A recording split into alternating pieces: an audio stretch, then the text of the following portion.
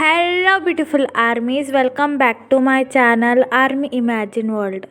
आज मैं आप लोगों के साथ शेयर करने वाली हूँ when a shy boy get to married cold CEO part 11। तो फिर चलिए शुरू करते हैं। जिन इस वक्त काफ़ी ज़्यादा गुस्से में था क्योंकि आज तक तांग से इतनी ज़ोर से चिल्लाकर किसी ने बात नहीं की थी और जंगकुक का इस तरीके का बिहेवियर देखकर जिन काफ़ी ज़्यादा गुस्सा हो जाता है, जिसका जिन पर भी कोई काबू नहीं रहता है। फिर जिमिन जंगकुक के पास आकर जंगकुक का कॉलर टाइटली होल्ड कर कहता है, बताओ कल तुमने तांग को कहाँ छोड़ा था? वो घर पर क्यों नहीं था? और तुमने मुझसे इस तरीके से बात क्यों की कि तांग मेरे साथ है? क्या तुम वहाँ कल उसे अकेला ही छोड़कर आ गए थे? जिमिन के इन सारे सवालों का जंगकुक के पास कोई भी जवाब नहीं था, क्योंकि जंगकुक अच्छी तरीके से जानता है क्योंकि इसमें सारी गलती जंगकुक की ही है। जिमिन की ऐसी बातें सुनकर जिन की आंखें वर्डन हो जाती है और जिन तांग की तरफ देखकर कहता है, क्या इसने कल सच में तुम्हें वहाँ पर अकेला छोड़ दिया था? तायोंग, तुम्हें यहाँ के रास्तों के बारे में ज़्यादा पता भी नहीं है और ये कैसा हस्बैंड है जो अपने हस्बैंड को उस सुनसान रास्ते पर छोड़कर आ गया?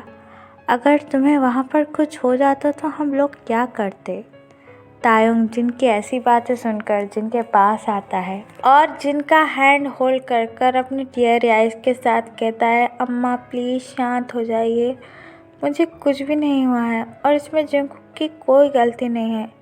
ये बस एक मिसअंडरस्टैंडिंग थी जो अब क्लियर हो चुकी है। प्लीज़ सब छोड़ दीजिए और यहाँ से चले जाइए। ये राइट टाइम नहीं है जंगकुक से इस तरीके से बात करने का।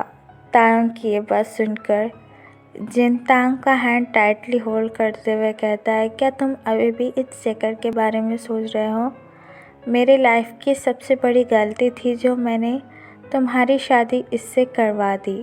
तायोंग जैसे ये बात सुनता है तांग को काफ़ी ज़्यादा बुरा लगता है और जंगकुक तो पूरी तरीके से टूट जाता है। जिनकी ऐसी बातें सुनकर जंगकुक अपने मन में सोचता है, क्या तांग से शादी करना उसकी ज़िंदगी की सबसे बड़ी गलती थी? क्या तांग भी मेरे बारे में ऐसा ही सोचता है? क्या तांग के लिए भी मेरे दिल में कोई फीलिंग्स नहीं है, या फिर मैं उसे ज़बरदस्ती इस रिश्ते में फोर्स कर रहा हूँ? फिर जिन जंगकुक की तरफ देखते हुए अपनी डार्क आइज से कहता है, अब और नहीं, मैं और बर्दाश्त नहीं करूँगा। मैं जानता हूँ मेरा तांग कैसा है। वो ज़िंदगी भर अपने दर्द के बारे में किसी से नहीं बताएगा, लेकिन मैं उसका अम्मा हूँ और मैं उसको अच्छी तरीके से जानता हूँ। मैं अपने बेबी को और पेन में नहीं देख सकता। मैं अभी उसे यहाँ से लेकर जा रहा हूँ।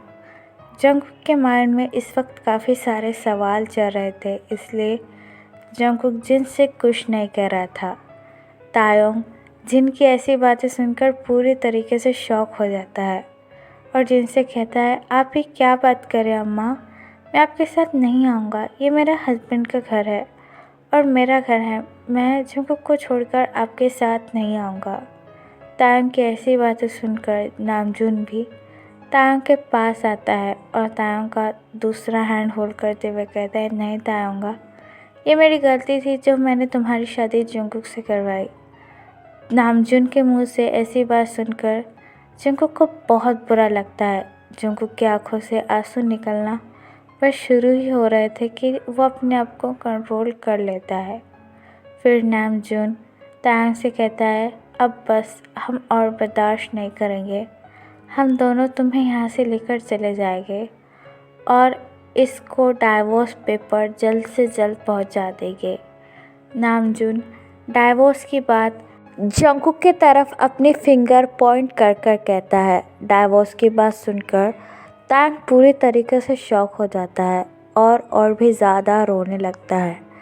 नामजिन के मुंह से डाइवोर्स की बात सुनकर जंगकुक अपने आप को बिल्कुल भी कंट्रोल नहीं कर पाता है और वो नामजुन के पास आकर कहता है, आप ऐसा क्यों कह रहे हो? मैंने ऐसा भी क्या कर दिया कि मुझे तायांग को डाइवोर्स देना पड़ेगा? वो मेरा हस्बैंड है और ये हम दोनों के बीच का आपस का मैटर है। आप होते कौन हो मुझे मेरे हस्बैंड से अलग करने वाले? और मैंने ऐसा भी क्या कर दिया है? जिन जंकुक की ऐसी बातें सुनकर और भी ज़्यादा गुस्सा हो जाता है और जंकुक की तरफ अपनी डार्क आइज से देखते हुए कहता है, तुमने हमारे बेबी को अब्यूज़ किया है। हमें सब कुछ पता चल चुका है कि तुम किस तरीके के इंसान हो। हमने क्या देखा नहीं है कि तुम हमारे तेते पर कितना चिल्ला रहे थे। ये तो अच्छी बात है कि हमने देख लिया। अगर हम नहीं होते तो शायद तुम हमारे तेते को अब्यूज़ करना भी शुरू कर देते। अब्यूज़मेंट की बात सुनकर जंकुक काफ़ी ज़्यादा शॉक हो जाता है और जंकुक को इस वक्त काफ़ी ज़्यादा गुस्सा आने लगता है। तायोंग कुछ नहीं कह रहा था, बस नीचे देखकर रो रहा था, जिसे देखकर जंकुक और भी ज़्यादा गुस्सा आ जाता है और जंकुक तायोंग के पास आकर कहता है, क्या मैंने तुम्हें अब्यूज़ किया? तायोंग, तुम्हारे ये पेरेंट्स क्या कह रहे हैं?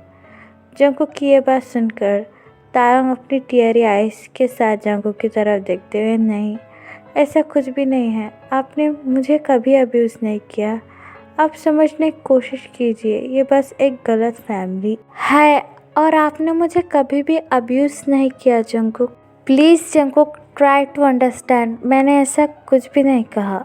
तायोंग की ये बात सुनकर जंकुक सैडली शक्ल करते हुए कहता है, मैंने आज तक तुम्हें हाथ भी नहीं लगाया और तुम अपने पेरेंट्स से कह रहे हो कि मैंने तुम्हें अब्यूज़ किया। क्यों तायोंग, तुमने ऐसा झूठ क्यों बोला? जंकुक की ऐसी बातें सुनकर तायोंग की आंखें वाइडन हो जाती है और तायोंग का दिल बुरी तरीके से टूट जाता है। तायोंग को अभी कुछ समझ में नहीं आ रहा था कि वो जंकुक को आखिरकार यकीन कैसे दिलाए कि ये बस एक मिसअंडरस्टैंडिंग है। तायोंग ने कभी भी ये नहीं कहा कि जंकुक ने उसे अब्यूज़ किया है, बस ये कुछ गलत फहमियाँ हो गई थी इन दोनों को लेकर।